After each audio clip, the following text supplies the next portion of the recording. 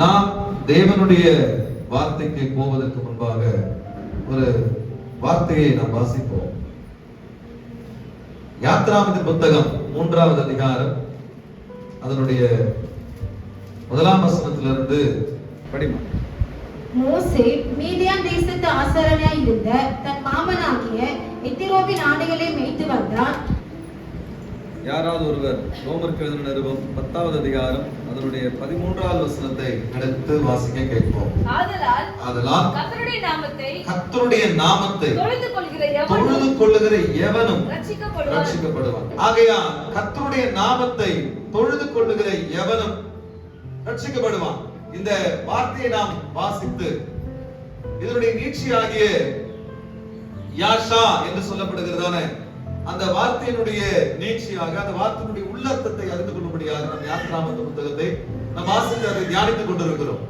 இப்ப யாத்ராமத்தின் புத்தகத்தில் இது எழுதப்பட்டிருக்கிறது என்று சொன்னால் ஒரு யூதன் ஒவ்வொரு வாரமும் என்று சொல்லுகிறேன், ஒரு யூதன் என்ன செய்வான் என்று சொன்னால் அவன் ரட்சிப்பு என்று சொன்னால் தேவனுடைய அந்த செயல்பாடு என்று சொன்னால் நேரடியாக யாத்ராம புத்தகத்தில் எழுதப்பட்டிருக்கிற அந்த வார்த்தைகளை எடுத்து வாசித்து அதில் இருக்கிற சம்பவங்களை தற்சமயத்துல கான்டெம்பரரி இப்பொழுது தன்னுடைய வாழ்க்கையில நிலவுகிற அந்த சூழ்ந்து கொண்டிருக்கிற அந்த பிரச்சனைகளோடு கூட அந்த சம்பவத்தை பொருத்தி தேவன் இந்த இடத்திலே இப்படி கிரியை செய்வார் என்று சொன்னார், அவருடைய பிள்ளையாகி எனக்கும் ஆண்டவர் உதவி செய்வார், கிரியை செய்வார் என்று சொல்லி அவன் நம்புவான். அல்லேலூயா.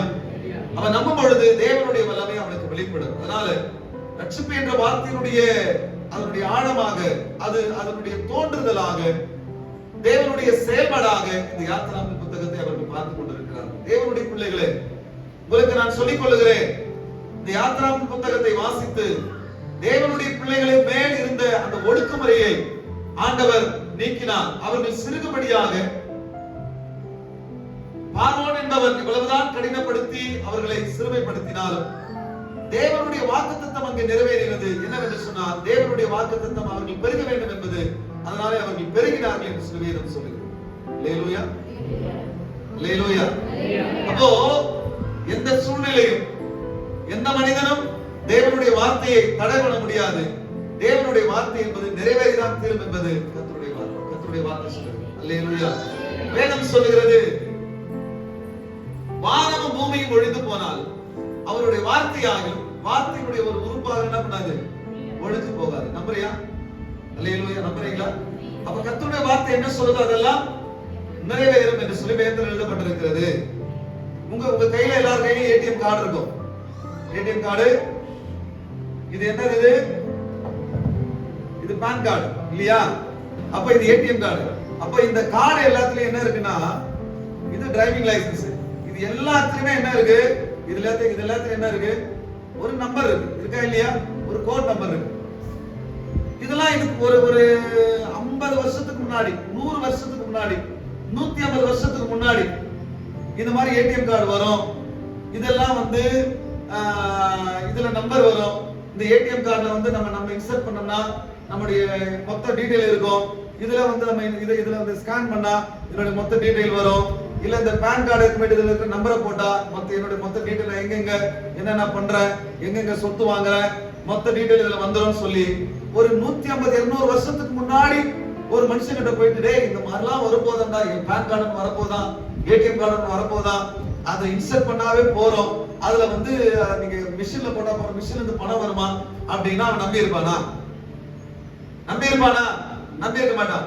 ஆனா வேதம் சொல்லுகிறது இதெல்லாம் வரும் என்று சொல்லி வேதம் சொல்லுகிறது. அல்லேலூயா. ஆனா வேதத்தில் எழுதப்பட்டிருக்கிறது இப்படிப்பட்ட சிஸ்டம் வரும். ஒரு மனிதனுக்கு ஒரு இலக்கம் என்று சொன்னால் நம்பர். ஒவ்வொரு மனிதனுக்கும் ஒரு இலக்கம் இருக்கும், ஒரு நம்பர் இருக்கும். அந்த நம்பரினுடைய ஒரு மனிதனுக்கு இருக்கிற அந்த நம்பரினுடைய அந்த இலக்கத்தினுடைய அடிப்படையில் தான் அந்த மனிதனுடைய முழு வாழ்க்கையை அடங்கி இருக்கும் என்று சொல்லி வேதம் சொல்லுகிறது.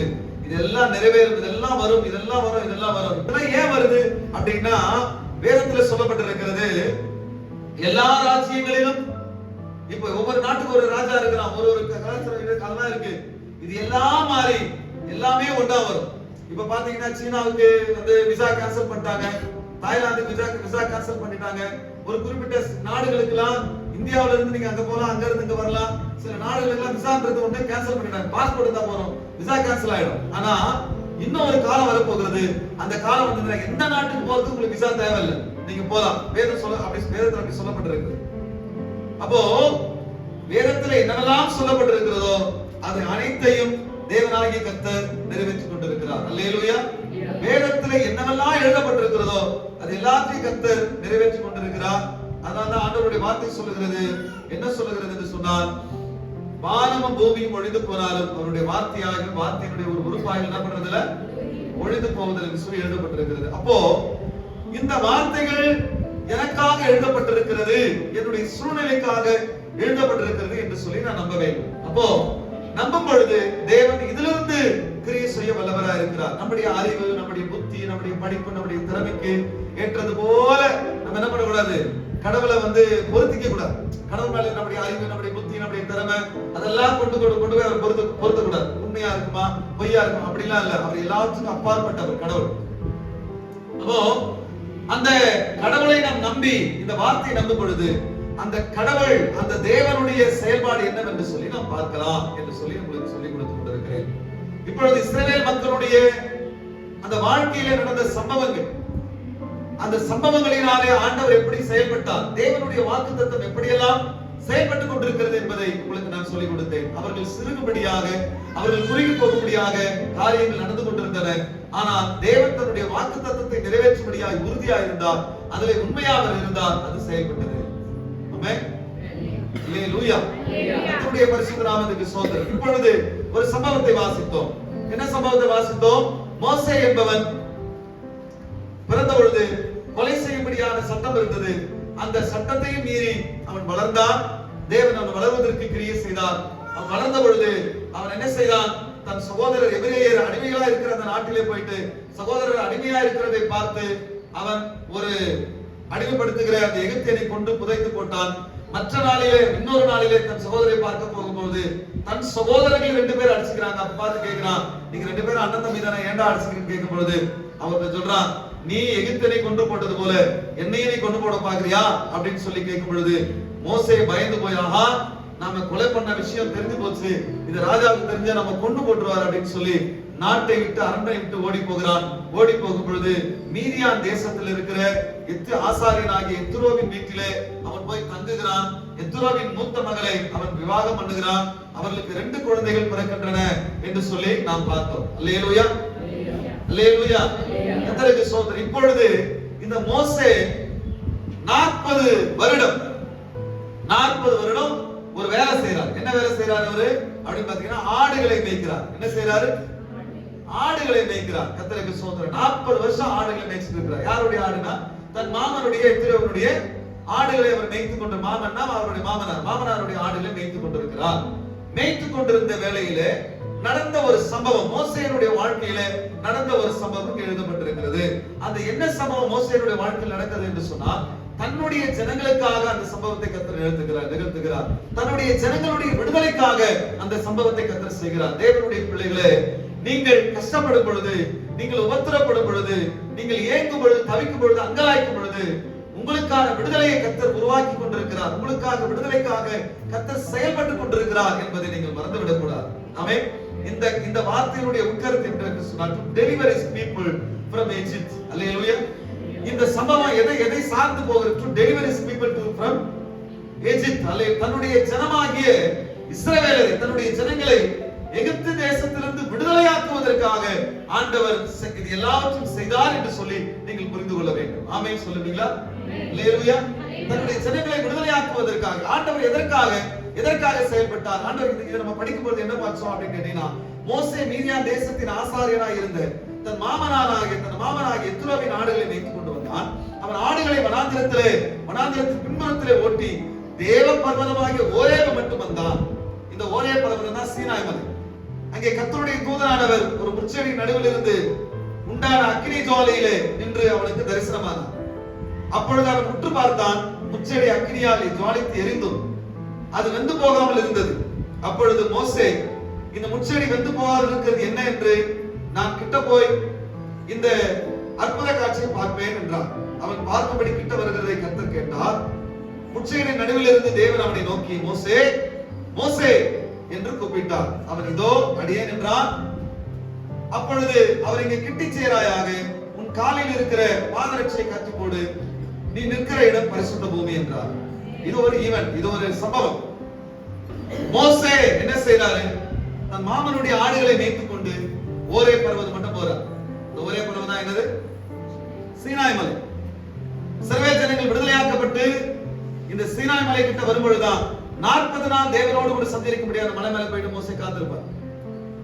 அப்போ 40 நாள் சஞ்சரிக்கும் பொழுதுதான் கர்த்தர் உடன்படிக்கையை 10 கற்பனையை கர்த்தர் அங்க தருவார். உடன்படிக்கை பலகையை கர்த்தர் அங்க தருவார். அந்த மலையில தான், இந்த மலையில தான் கர்த்தர் என்ன பண்றாரு? இப்போ மோசேக்கு கர்த்தர் தரிசனமாகிறார். அல்லேலூயா. அங்க ஒரு முச்செடி இருக்கிறது. அந்த முச்செடி எரிகிறது. அந்த முச்செடி என்ன பண்ணுது? எரிகிறது. ஒரு செடி எரிஞ்சா என்ன ஆகும்? வெந்து போயிடும், முற்றிலும் எரிஞ்சு போயிடும். ஆனா செடி எரிகிறது, அதுல ஒரு சின்ன இலை கூட கருகல, ஒரு சின்ன ஒரு முச்செடி அந்த முள்ளு கூட கருகல. அது கருகாமல் எரிந்து கொண்டிருக்கிறதை மோசே பார்க்கிறார். பார்க்கும்போது என்னடா அது வித்தியாசமா இருக்குது. நெருப்புல பட்டா எதுவும் தப்பாதுன்னு ஒரு பைபிள்ல ஒரு வார்த்தை சொல்லுது. நெருப்புல அகப்பட்ட ஒன்றும் என்ன பண்ணாது, தப்பாது. அப்ப அந்த முள்செடி அந்த எரிந்தும் அது கருகி போகவில்லை என்ற அந்த அற்புதமான காட்சியை பார்க்கும்படியா மோசே கிட்ட போகிறார். மோசே கிட்ட போகும் பொழுது அங்க ஒரு சத்தம் வருகிறது. என்ன சத்தம் என்று சொன்னால், மோசே மோசே நீ என்ன பண்ண? கால்ல இருக்க செருப்பை கழட்டி போடு, ஏன்னா நீ நிற்கிற இடம் பரிசுத்த பூமி என்று சொன்னார். அல்லேலூயா. சொல்லிட்டு பின்னும் அவர், நான் ஆபிரகாமின் தேவனும் ஈசாக்கின் தேவனும் யாக்கோபின் தேவனுமாய் இருக்கிற உன் பிதாக்களுடைய தேவனாய் இருக்கிறேன் என்றார். மோசே தேவனை பார்க்க பயந்ததினால் தன் முகத்தை மூடிக்கொண்டான். அப்பொழுது கர்த்தர், எகிப்தில் இருக்கிற என் ஜனங்களுடைய உபத்திரவத்தை நான் பார்க்கவே பார்த்து ஆரோட்டியில் நிமித்தம் அவர்கள் இடுகிற கூக்குரலை கேட்டு அவர்கள் படுகிற வேதனையும் அறிந்திருக்கிறேன் என்று சொல்லி ஆண்டவர் சொன்னார். அல்லேலூயா. இப்போ கர்த்தர் பேச ஆரம்பிக்கிறார். கர்த்தர் ஒரு விடயத்தை சொல்றாரு, நீங்க கவனிக்கணும். இதை கவனிச்சுட்டு உங்க வாழ்க்கையில நீங்க இதை அப்ளை பண்ணணும். முதல்ல கர்த்தர் என்ன பண்றாரு? ஒரு முட்செடி நடுவுல எரிந்து என்ன பண்றாரு? மோசேக்கு தரிசனமாகிறார். அது என்ன அவசியமா அவருக்கு? மோசேக்கு தரிசனமாகிறது அவசியம் தான். யாருக்காக அவசியம் என்று சொன்னால், கஷ்டப்படுகிற பாடுபடுகிற தன்னுடைய ஜனங்களை விடுதலையாக்கும்படியாக தேவன் இதை அவசியமாக கர்த்தர் பார்க்கிறார். நல்ல என்னை பின்தொடருங்க. நீங்க எவ்வளவு விசேஷமான ஜனங்க. உங்களுக்காக கர்த்தர் எப்படி எல்லாம் கிரியை செய்யறார்ன்றதை நீங்க பார்க்க முடியும். நீங்க முதலாவது ஆரம்பத்துல சொன்னேன், இது யாத்ராமத்துல எங்கேயோ எங்க தாத்தா பாட்டி பிறப்பதற்கு முன்பாக, பல முன்னோர்கள் பிறப்பதற்கு முன்பாக கிமூல நடந்த சம்பவம். இது எப்படி என் வாழ்க்கையில பொருந்தும் நீங்க நினைக்க கூடாது. தேவன் இதை வேதத்தில் எழுதி வைத்திருக்கிறார். இந்த வார்த்தை இன்றும் செயல்பட்டு கொண்டிருக்கிறது. எந்த காலமானாலும் செயல்பட்டு கொண்டிருக்கும். நீங்கள் நம்பினால் அது அப்படியே நடக்கும். அல்லேலூயா. தேவன் தன்னுடைய ஜனங்களுக்காக ஆண்டவர் வெளிப்படுகிறார் என்பது உண்மை. அல்லேலூயா. தேவன் நல்லா கவனிங்க, கர்த்தர் தன்னுடைய ஜனங்களுக்காக கர்த்தர் வெளிப்படுகிறார். ஆண்டவர் பற்றி எரிந்து கொண்டிருக்கிறார் என்பது உண்மை. அதான் தாவீது சொல்றாரு, நான் கர்த்தரை நோக்கி கூப்பிட்டேன், என்னுடைய உபத்திரவத்திலே என் மேல் அவர்கள் சொல்லுகிற பழி சொல்லை கேட்டு நான் தாங்க முடியாமல், என் மேல் வருகிற உபத்திரவங்களை நான் சகித்துக் கொள்ள முடியாமல் தேவனை நோக்கி கூப்பிட்டு, தேவனை அபிஷேகம் பண்ணினபடினாலே, தேவனை அழைத்திருக்கிறபடினாலே, நான் தேவனுடைய பிள்ளையா இருக்கிறபடினாலே கர்த்தர் வானங்களிலே குமுறினார் என்று சொல்லி எழுதுகிறது. கர்த்தர் என்ன பண்ணினாரா? எதற்காக ஆண்டவர் வானத்தில் குமுறினார் என்று சொன்னால், தாவீது என்கிற அழைக்கப்பட்ட, தாவீது என்கிற கர்த்தரால் அபிஷேகம் பண்ணப்பட்ட ஒரு மனிதனுடைய உபத்திரவத்தை கண்டு தேவன் வானங்களிலே குமுறினார். அது மாத்திரமல்ல, எனக்காக ஆண்டவர் வானங்களை தாழ்த்தி இறங்கினார் என்று சொல்லி வேதத்திலே அவர் எழுதியிருக்கிறார். அல்லேலூயா. கர்த்தர் இறங்கினார், என் பிரச்சனை முடிஞ்சது. ஆமென். பரிசுத்த தேவனுடைய நாமம் மகிமைப்படுவதாக. கர்த்தருடைய பிள்ளைகளே, நீங்கள் தேவனால் அழைக்கப்பட்டது உண்மை என்ற நம்பிக்கை உங்களுக்கு இருக்கும் என்று சொன்னார், நீங்கள் தேவனுடைய அபிஷேகத்தை பெற்றிருக்கிற ஜனங்கள் என்கிற, பரிசுத்த ஆவியின் நிறைவை பெற்றிருக்கிற ஜனங்கள் என்கிற நம்பிக்கை உங்களுக்கு இருக்கும் என்று சொன்னால், நான் சொல்லுகிறேன், தேவன் உங்களுக்காக வெளிப்படுவார், வானங்களை தாழ்த்தி இறங்குவார், வானங்களிலே கர்த்தர் குமுறுவார் என்று சொல்லி நான் சொல்லுகிறேன். அல்லேலூயா. எதற்காக என்று சொன்னால், உன்னை விடுதலை ஆக்கும்படியாக, உனக்கு உதவி செய்யும்படியாக, உன் பிரச்சனையிலிருந்து உன்னை காப்பாற்றும்படியாக தேவன் வானங்களை தாழ்த்தி உனக்காக இறங்குவார் என்று சொல்லி வேதம் சொல்லி இருக்கிறது. அதையே நான் உங்களுக்கு சொல்லுகிறேன். நீங்கள் ரட்சிக்கப்பட்டவர்கள் என்ற நம்பிக்கை உங்களுக்கு வேணும். நான் தேவனுடைய பிள்ளைதான் என்ற விசுவாசம் உங்களுக்கு வேணும். நீங்கள் அபிஷேகம் பண்ணப்பட்டவர்களா இருக்கிறோம். வேற ஒன்றும் தேவை. அல்லேலூயா, அல்லேலூயா. ஐயா, கர்த்தர் எனக்காக இறங்குறதுக்கு நான் எதனா டிகிரி பாஸ் பண்ணிருக்கணுமா? ஒரு டிகிரியும் தேவையில்லை, ஒரே ஒரு டிகிரி தான். நீ தேவனுடைய பிள்ளையா இருக்கணும், அவ்வளவுதான். ஆமென். அல்லேலூயா. கர்த்தருக்கு ஸ்தோத்திரம். ஆண்டவர் சொல்றாரு, பின்னும் அவர் என்ன ஆபிரகாமின் தேவனும் ஈசாக்கின் தேவனும் யாக்கோபின் தேவனுமா இருக்கிறவன் பிதாக்களுடைய தேவனாய் இருக்கிறேன் என்றார். மோசே தேவனை பார்க்க பயந்ததினால் தன் முகத்தை மூடிக்கொண்டார். அப்பொழுது கர்த்தர், எகிப்தில் இருக்கிற என் ஜனங்களை உபத்திரவத்தை நான் பார்க்கவே பார்த்து. அல்லேலூயா, அல்லேலூயா. ஒரு வருஷம் 2 வருஷம் இல்ல, 420 வருஷம் அவர்கள் உபத்திரவத்தை நான் பார்த்தேன். இன்றைக்கு சபையில வந்திருக்கிற தேவனுடைய ஜனமே, நீங்க நம்புறீங்களோ நம்பலையோ, நம்பினா கர்த்தர் உங்களுக்காக வெளிப்படுவார். நான் சொல்றேன், இந்த வார்த்தை முன்னிட்டு சொல்லுகிறேன், இந்த வார்த்தையை அப்படியே உங்களுக்கு சொல்லுகிறேன், இந்த வார்த்தையோட உட்கருத்தை சொல்லுகிறேன். இந்த நாள் அல்ல, எந்த நாளுமே கர்த்தருடைய உபத்திரவத்தை பார்க்காமல் இல்லை, பார்க்கவே பார்த்துக் கொண்டிருக்கிறார். அது உண்மை, அது சத்தியம். ஆண்டவர் சொல்றாரு, ஏன் பார்க்கிறாரு? அப்ப இந்த உலகத்துல கஷ்டப்படுற நிறைய பேர் இல்லையா? இந்த உலகத்துல உபத்திரப்படுற நிறைய பேர் இல்லையா? அத பத்தில நான் பேச வரல. தேவனால் தெரிந்து கொள்ளப்பட்டவன், தேவனால் அழைக்கப்பட்டவன், தேவனுடைய ஜனங்கள் ஆனவனாலே கர்த்தர் அவர்களுக்காக ஒரு கிரேஸ், ஒரு தனி இடத்தை கொடுத்து வச்சிருக்கிறார். உலகத்துல பல கோடி ஜனங்கள் இருக்கலாம். ஆண்டவர் சொல்றாரு, வேதம் சொல்லுகிறது, நீங்கள் மோசே தன்னுடைய ஜனங்களை பார்த்து சொல்லுகிறார், இங்க பாருங்க இஸ்ரவேல் ஜனங்களே, மோசே மரிக்க போறார். இப்பதான் கதை ஆரம்பமாகுது. உபாகமத்தின் புத்தகம் உங்களுக்கு வாசிக்கிறேன், கடைசியா வாசித்து உங்களுக்கு முடிக்கிறேன். கவனிங்க, இங்க பாரு ஜனங்களே, இந்த உலகத்துல நீங்க ரொம்ப படிச்சவங்கன்றதுனால கர்த்தர் உங்களை தெரிஞ்சுக்கல. நீங்க ரொம்ப அறிவில்லாத ஜனங்க. இந்த உலகத்துல நீங்க தான் பெரிய ஜனக்கூட்டம், நீங்க தான் பெரிய ஜனக்கூட்டம்ன்றதுனால கர்த்தர் உங்களை தெரிஞ்சுக்கல. ஏன்னா அந்த உலகத்துல இருக்கிற எல்லா ஜனக்கூட்டத்தை விட நீங்க கொஞ்சமா இருக்கிறீங்க. ஆனாலும் கர்த்தர் எதற்காக உங்களை தெரிந்து கொண்டார்? தன் சொந்த ஜனமாய் இருக்க தெரிந்து கொண்டார் என்று சொன்னார். ஆபிரகாம் என்கிற ஒருத்தனுக்காக கர்த்தர் உங்களை தெரிந்து கொண்டார். அல்லேலூயா, அல்லேலூயா. அவர் அததான் முதல்ல சொல்றார், என்னன்னா, பின்னும் கர்த்தர், பின்னும் அவர் நான் ஆபிரகாமின் தேவனும். அல்லேலூயா. உபத்திரவத்தை பார்த்தேன், பார்த்துட்டு சொல்றாரு, ஏன் நான் ஆபிரகாமின் தேவன், ஈசாக்கின் தேவன், யாக்கோபின் தேவன் ஆனபடினாலே அவர்களுடைய வழித்தோன்றலாகிய அந்த ஜனங்களுடைய உபத்திரவத்தை நான் பார்க்கவே பார்த்தேன். நீ கர்த்தருடைய பிள்ளை அப்படிங்கிற நம்பிக்கை இருந்ததுன்னா நீ கண்ணீர் வடிக்கிறா, கர்த்தர் உன் கண்ணீரை பார்க்கிறார். உபத்திரவத்தை நீ இருக்கிற அப்படின்னா உபத்திரவத்தை கர்த்தர் பார்க்கிறாருங்க. இது உண்மை, இது சத்தியம், இது மறந்துடாது. என்னைக்குமே மறக்காதீங்க. ஐயா, கர்த்தர் எது வரைக்கும் பாப்பாருங்க? நீ சாகர வரைக்கும் உபத்திரவத்தை கர்த்தர் பாப்பாரு. அவர் பார்த்துக்கிட்டே சும்மா இருப்பாரா? இல்ல இல்ல இல்ல. கர்த்தருக்கு சொல்றீங்க, பற்றி எரியிறாரு பாருங்க. அந்த மாதிரி கர்த்தர் உங்களை விடுதலையாக்க ஆண்டவர் இருந்து கொண்டிருக்கிறார். அல்லேலூயா. உபத்திரவத்தை நான் பார்க்கவே பார்த்து ஆலோட்டி நிமித்தம் அவர் எடுகிற கூக்குரலை கேட்டு அவர்கள் படுகிற வேதனையும் அறிந்திருக்கிறேன். என்னை யாரும் புரிஞ்சுக்கல. யார்கிட்ட என் வேதனை சொன்னாலும் அதை புரிஞ்சுக்கிற திராணி அவங்களுக்கு இல்ல. என் வேதனை எனக்கு மட்டும் தான் தெரியும் அப்படி நீங்க சொல்றீங்க இல்லையா? அதான் ஆண்டவர் சொல்றாரு, நான் புரிஞ்சுக்கிட்டேன். ஒருத்தரும் வேதனையை புரிஞ்சுக்க மாட்டாங்க. ஒருத்தரும் ஒரு வேதனையை தெரிஞ்சுக்கவே மாட்டாங்க. எள்ளி நகையாடுவாங்க. நம்ம பிரச்சனையை சொன்னா நம்ம சரியில்லை என்னவாங்க, நம்ம பேசுறது சரியில்லை என்னவாங்க, நம்ம நடந்துக்கிற முறை சரியில்லை என்னவாங்க, எதையாவது ஒண்ணு நம்ம மேல குறை சொல்லுவாங்க. ஆனா யாரும் புரிஞ்சுக்க மாட்டாங்க. ஆண்டவர் சொல்றாரு, நான் புரிந்து கொண்டேன் சொல்லி ஆண்டவர் சொல்றாரு. அல்லேலூயா.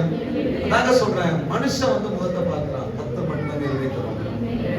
நம்முடைய நீதி என்ன, நம்முடைய அநீதி என்ன, நம்முடைய உண்மை என்ன, நம்முடைய உண்மையின்மை என்ன, நம்முடைய நிலைமை என்ன என்பதை ஆண்டவர் தெளிவாய் கர்த்தர் பார்க்கிறார். கர்த்தர் தெளிவாய் புரிந்து வைத்திருக்கிறார். அதனால ஆண்டவர் சொல்றாரு, நான் புரிந்து கொண்டேன். கர்த்தர் ஆங்கிலத்தில் முடிஞ்சா வாசிக்கிறேன். இந்த சோதனை வார்த்தை என்ன வார்த்தை? The Lord said, I indeed seen the misery of the people in Egypt.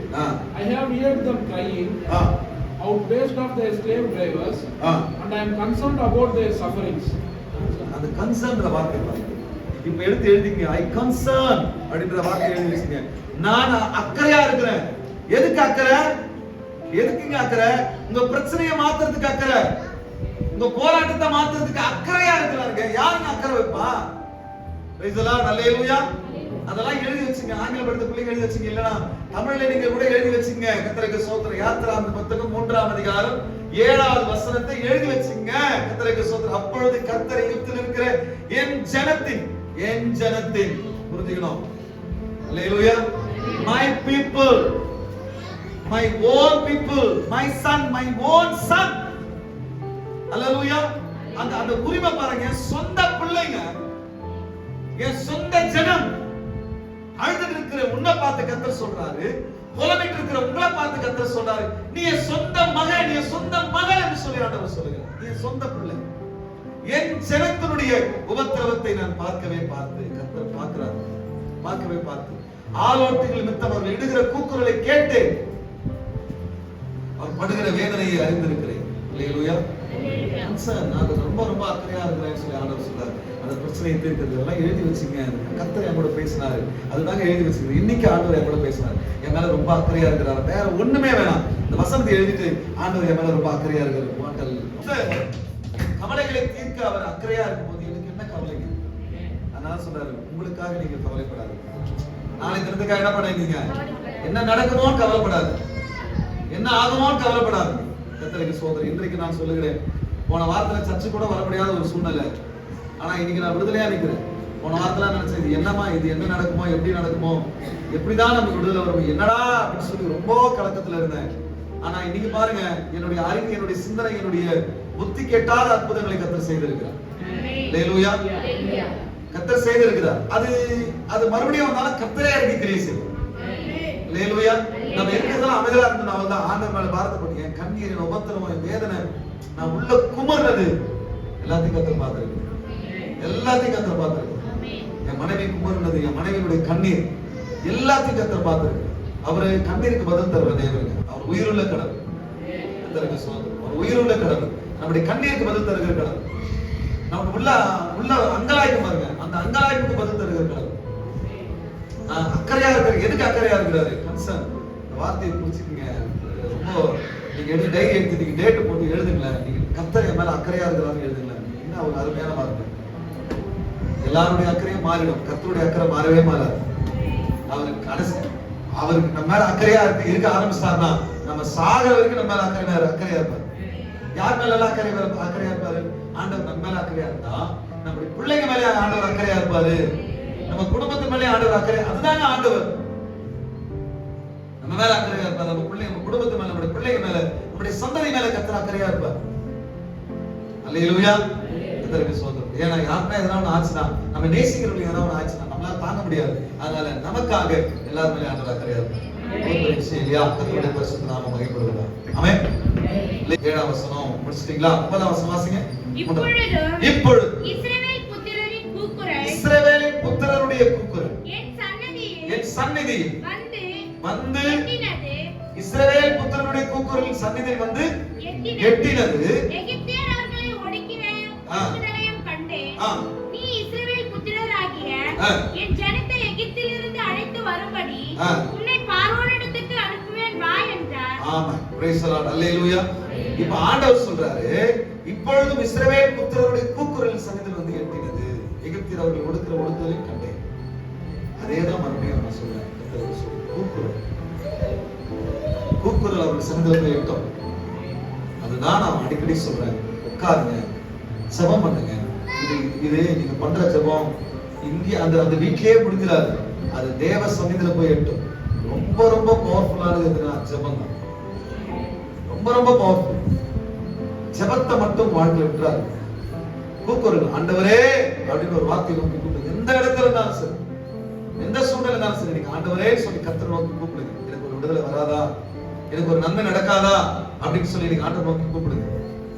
அந்த கூக்குரல் அவர் சந்நிதியில போய் எட்டும் என்கிற அந்த தெளிவை இந்த வேதம் நமக்கு தருகிறது. அல்லேலூயா. என் கூக்குரல், நான் கர்த்தரை நோக்கி இட்ட அபயம், நான் கர்த்தரை நோக்கி கூப்பிட்ட அந்த கூப்பிடுதல், அந்த கூக்குரல், அது என்னிடமே நிற்கவில்லை, அது தேவ சமூகத்துல போய் எட்டுகிறது என்பதை இந்த வேதம் எனக்கு சுட்டி காட்டுகிறது. அதான் அவர்களுடைய கூக்குரலை சந்நிதியில வந்து எட்டுறதுன்னு எழுதிருக்கு இல்லையா? இப்ப இது நம்முடைய வாழ்க்கையில அப்ளை பண்ணணும், நம்முடைய வாழ்க்கையில எடுத்துக்கணும். அப்ப என்னுடைய கூக்குரலை கர்த்தர் கேட்டிருக்கிறார். அப்ப என்னுடைய கூக்குரலும் அவர் சமுத்திரம் போய் எட்டி இருக்கு. அல்லேலூயா. எட்டினதுனால என்ன நடந்தது? கர்த்தர் சொல்றாரு, ஒரு ரட்சகனை கூப்பிடுறாரு, வாப்பா நான் அவருக்கு விடுதலை ஆக்கணும் வா. அல்லேலூயா. இப்போ கூக்குரல் போய் எட்டினதுனால என்ன பிறக்கிறது என்று சொன்னால் விடுதலை பிறக்கிறது. என்ன பிறக்கிறது? விடுதலை பிறக்கிறது. கர்த்தருடைய பரிசுத்த நாமத்துக்கு ஸ்தோத்திரம். எடுத்துக்கொள்ளுங்க 3ஆம் அதிகாரம் 6ஆம் வசனம் வாசிங்க. பின்னும் அவர், நான் ஆபிரகாமின் தேவனும் ஈசாக்கின் தேவனும் யாக்கோபின் தேவனும் ஆகிய உன் பிதாக்களுடைய தேவனாய் இருக்கிறேன் என்றார். மோசே தேவனை நோக்கி பார்க்க பயந்ததினால் தன் முகத்தை மூடிக்கொண்டான். அவர்களை எகிப்தியரின் கைக்கு விடுதலையாக்கவும் அவர்களை அந்த தேசத்திலிருந்து நீக்கி கானானியரும் ஏத்தியரும் எமோரியரும் எபூசியரும் ஏவியரும் இருக்கிற இடமாகிய பாலும் தேனும் ஓடுகிற நலமும் விசாலமுமான தேசத்தில் கொண்டு போய் சேர்க்கவும் இறங்கினேன். அல்லேலூயா. அவ்வளவுதான், நானும் பிரசங்கத்தை முடிக்கிறேன். நேரம் ஆயிடுச்சு. இந்த நாளுடைய செய்தி கர்த்தர் கடைசி என்ன சொல்லி முடிக்கிறாரு? அவர்கள் இட்ட கூக்குரல் என் சன்னிதியில வந்து எட்டுச்சு, அவருடைய உபத்திரத்தை நான் பார்த்தேன் அப்படின்னா கர்த்தர் என்னுடைய உபத்திரத்தை பார்க்கிறார். என்னுடைய கண்ணீர் வீணா போகல, கர்த்தர் என்ன பண்றாரு? கண்ணீரை பார்க்கிறார். ஓகே, கூக்குரல் அவர் சன்னிதியில போய் எட்டுகிறது. நான் இடுற அந்த ஜெபத்தினுடைய தொனி, நான் வேதனையினால் இடுற அந்த பெருமூச்சு எதுவும் இங்க நிக்கல. தேவ சமூகத்துல போயிட்டு கர்த்தருடைய அந்த பரலோகத்தின் வாசல்ல தட்டிட்டு இருக்கிற, ஆண்டவரே என்னை பாரும், ஆண்டவரே என்னை பாரும், என்னுடைய வேதனை பாரும் என்று சொல்லி அந்த தேவ சமூகத்துல போய் தேவ சமூகத்துல எட்டிட்டு கர்த்தரோடு கூட என்ன பண்ணுறது? நான் பெருமூச்சு விட்டுட்டேன், ஆனா என் பெருமூச்சு நான் கூக்குரல் விட்டுட்டேன். அந்த கூக்குரல் எனக்காக அங்க போய் பேசிட்டு இருக்கு. நீங்க பெருமூச்சு போட்டு விட்டுட்டீங்க, அவ்வளவுதாங்க. அது எங்க இருக்குது? இப்போது வசனம் என்ன நமக்கு தெளிவுபடுத்துகிறது? அது நேரடியா எங்க இருக்குதா? தேவனை நோக்கி நீங்கள் செய்கிற ஒவ்வொரு ஜெபமும், தேவனை நோக்கி எடுக்கிற ஒவ்வொரு கூக்குரலும் அது இங்க இல்லாம இருக்கலாம், நீங்கள் அதை மறந்தும் இருக்கலாம். அது இப்பொழுது எங்க இருக்கிறது சொல்லி வேதம் ஆண்டவர் சொல்லுகிறார், என்னுடைய சமூகத்தில் இருக்கிறது சொல்லி ஆண்டவர் சொல்லுகிறார். அப்போ ஆண்டவர் சொல்றாரு, இதெல்லாம் நான் பார்த்து இப்ப இறங்கினேன். இறங்கிட்டு ஆண்டவர் சொல்றாரு, அவர்களை அந்த உபத்திரவத்திலிருந்து அந்த பிரச்சனையிலிருந்து விடுதலையாக்கி பாலும் தேனும் ஓடுகிற நல்ல ஒரு ஆசீர்வாதமான சமாதானமான விசாலமான ஒரு இடத்துல நம்ம கொண்டு போய் வைக்கிறோம். உங்களுக்கும் எனக்கும் என்ன ஆண்டவர் வாக்குத்தத்தம் பண்ணுகிறார், என்ன அறிவை என்ன தெளிவை இந்த வார்த்தை மூலமாக கர்த்தர் கொடுக்கிறார் என்று சொன்னால், என்னுடைய கூக்குரல் நான் சொல்லி முடிச்சிருக்கலாம், எந்த பிரச்சனையை வச்சு நான் அழுதேன், எதற்காக நான் புலம்பினன்றதை நான் மறந்து கொண்டிருக்கலாம். ஆனால் அது எங்க இருக்கிறது சொன்னால் பரலோகத்தில் இருக்கிறது. தேவன் அதை பார்த்து ஒரு நாள் நிச்சயமா இறங்குவார், நிச்சயமா இறங்கி விட்டார். இறங்கி எனக்கு இந்த நெருக்கத்திலிருந்து கர்த்தர் விடுதலை கொடுத்து ஆண்டவரை ஆசீர்வாதமாய் விசாலமாய் வைப்பார் என்பதை இந்த வேதம் நமக்கு உறுதிப்படுத்துகிறது. இந்த வேதம் சொன்னது நிச்சயமாய் நம்புகிறவர்களுக்கு நிச்சயமா நடந்தது. கண்களை மூடி கர்த்தர் வாக்கிப்பார்.